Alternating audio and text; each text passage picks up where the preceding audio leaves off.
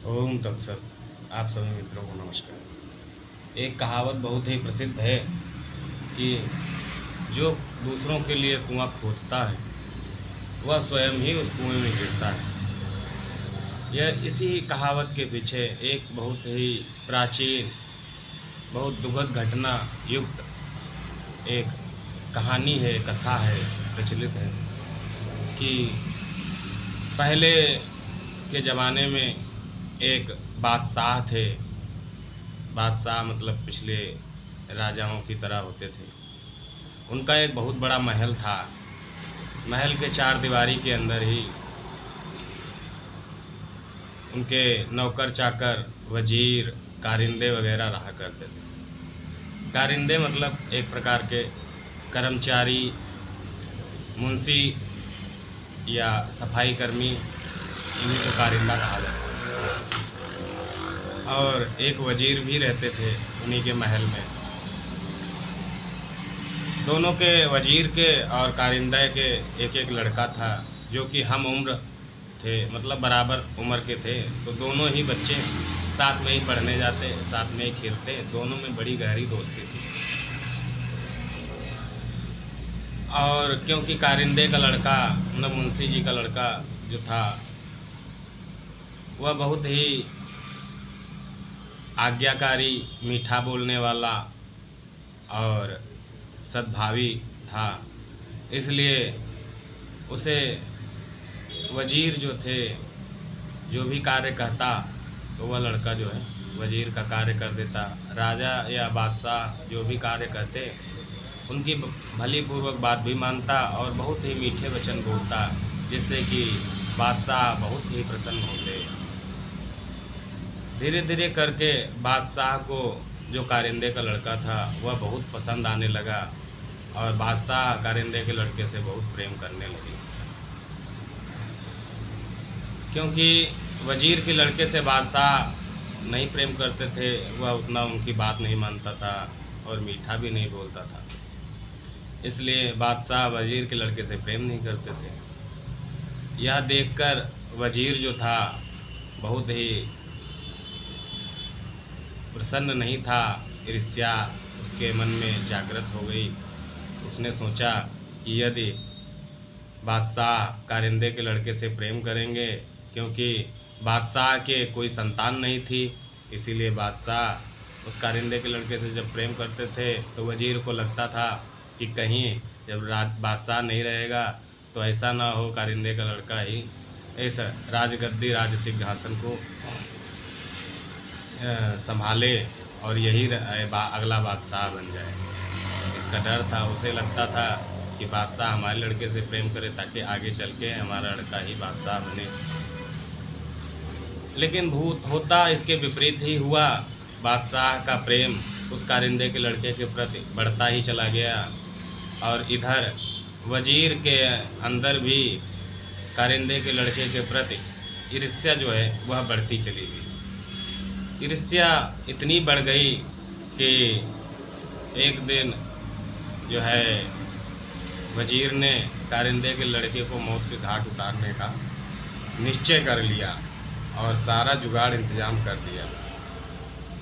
एक दिन वजीर ने कारिंदे के लड़के को बुलाया और कहा कि यह पैसे ले लो और यह एक रुमाल है, यह ले लो और बाज़ार में जाकर, गली में जाकर एक नुक्कड़ पे दुकान है अंदर, वहाँ से हमारे लिए गोश्त ले आओ और हमारे घर पहुँचा दो। यह सुनकर कारिंदे का लड़का जो था उसने कहा कि जी चाचा जी, मैं अभी आता हूँ और लेके आता हूँ। बहुत ही मीठा बोल था उसका, और क्योंकि वजीर को वह चाचा कहता था इसलिए बहुत ही सम्मान देता था। और यह रुमाल लेकर और पैसे लेकर वह बाज़ार की तरफ निकल गया। बाज़ार की तरफ जा ही रहा था, तभी बीच में उसे वजीर का लड़का भी खेलते हुए मिला। वजीर के लड़के ने कहा कि अरे कहाँ जा रहे हो? तो कारिंदे के लड़के ने कहा कि आपके अब्बू जान या चाचा जान ने गोश्त मंगवाया है, वही लेने जा रहे हैं। उसने कहा मैं खेलते खेलते परेशान हो गया हूँ, तुम मेरा दांव खेलो मैं गोश्त लेकर घर चला जाऊंगा, मैं थक गया हूँ। यह सुनकर जो है कारिंदे का लड़का उसे रुमाल दे दिया और पैसे दे दिए और बता दिया कि कौन सी दुकान है, गली में जाकर एक नुक्कड़ पे अंदर दुकान है, वहीं रुमाल दिखाकर दे देना, ताकि वह जो है पहचान जाएगा कि वजीर को गोश्त देना है और अच्छा गोश्त देगा। वजीर का लड़का रुमाल लेकर और पैसे लेकर चला गया। कारिंदे का लड़का वहीं उसका दांव खेलने लगा।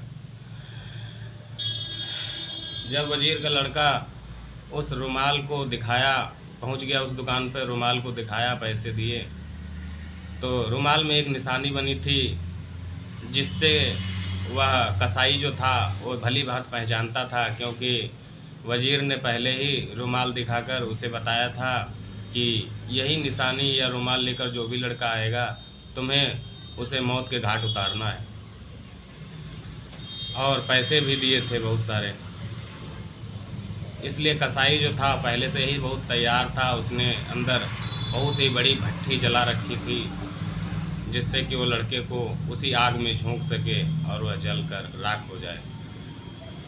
तो वजीर का लड़का जैसे ही वहाँ पर बैठा, उसने कसाई ने कहा मैं अंदर जाकर गोश्त लेकर आता हूँ, तुम यहीं पर बैठो। लेकिन लड़का बड़ा चंचल था, वो भी साथ में अंदर चला गया। जब कसाई ने देखा कि वह लड़का भी अंदर आ गया तो उसने उठाकर उस लड़के को और उसी आग की भट्ठी में झोंक दिया, जिससे वह जलकर मर गया बेचारा। इधर जो था वह कारिंदे का लड़का खेल रहा था, खेलते खेलते थक गया तो वह भी महल जाने लगा। महल जाते हुए उसे वही वजीर मिला और वजीर को देखकर कारिंदे का लड़का बोला, अरे चाचा जी, भैया गोश्त लेकर पहुंच गए कि नहीं। जब यह सुना तो उसके पैरों के नीचे ज़मीन खिसक गई। कहा अरे, तो उसने पूरी बात बताई। कहा मैंने तो तुमसे कहा था गोश्त लाने को। तो उसने कहा कि भैया रास्ते में खेल रहे थे, रास्ते में मिल गए, उन्होंने ही कहा कि मैं थक गया हूँ और मैं गोश्त लेकर घर चला जाऊँगा, तुम खेलो। यह सुनकर जो है उसके आँखों के नीचे, आँखों के ऊपर एकदम काली अंधेरा छा गया और वह घबरा गया, उसका दिमाग काम नहीं कर रहा था और वह अपने पुत्र को लेकर अति मोही था, इसलिए उसकी पागलों जैसी स्थिति हो गई।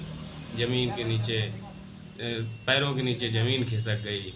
यह सुनकर बहुत ही दुखी हुआ और अपने मन में यह कहता हुआ चला गया कि क्योंकि उसने भी सुन रखा था जो दूसरों के लिए कुआं खोदता है वह स्वयं ही उसी कुएं में गिरता है, इसलिए वह बहुत ही पछताने लगा, भगवान से प्रार्थना करने लगा, क्षमा याचना मांगने लगा। लेकिन अब क्या ही हो सकता था, उसकी ईर्ष्या ही उसके पुत्र का विनाश कर दिया। तो दोस्तों, इस कहानी से बहुत ही प्रेरक और शिक्षा मिलती है कि कभी भी दूसरों के अहित के लिए कोई भी कार्य नहीं करना चाहिए, नहीं तो वह कार्य दूसरों के अहित के लिए हो या ना हो, लेकिन हमारा अहित अवश्य ही करेगा। ये सृष्टि और ब्रह्मांड परमात्मा का अटल सत्य नियम है कि अगर हम दूसरों को दुख पहुंचाने, कष्ट देने या किसी भी प्रकार का अहित करेंगे तो वह अहित हमारे साथ अवश्य ही होगा। यह भगवान का अटल सत्य नियम है। धन्यवाद इस कहानी को सुनने के लिए। जैसा भी लगे अवश्य कमेंट करें।